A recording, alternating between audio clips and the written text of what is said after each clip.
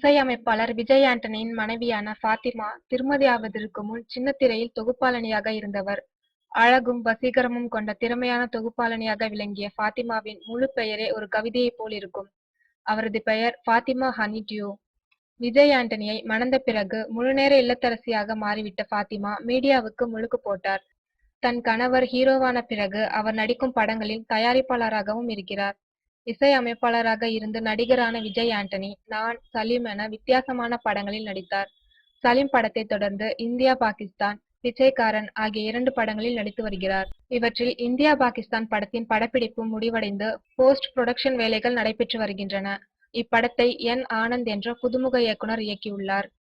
India Pakistan படத்தை April மாதம் 17ஆம் தேதி ரிலீஸ் செய்ய திட்டமிட்டுள்ளார் தயாரிப்பாளரான ஃபாத்திமா விஜய் ஆண்டனி. நான், சலீம் படங்களைப் போல் இந்தியா பாகிஸ்தான் படமும் வெற்றியடைந்து தன் கணவருக்கு ஹார்டிக் ஹிட் கிடைக்க வேண்டும் என்ற பதற்றத்தில் இருக்கிறாராம் ஃபாத்திமா. இதற்காக இயக்குனர் ஆனந்தை ஓரமாக உட்கார வைத்துவிட்டு தானே இயக்குனரைப் போல் இந்தியா பாகிஸ்தான் படத்தின் எடிட்டிங் உட்பட எல்லா வேலைகளையும் ஃபாத்திமா விஜய் ஆண்டனியே செய்ய ஆரம்பித்து விட்டாராம்.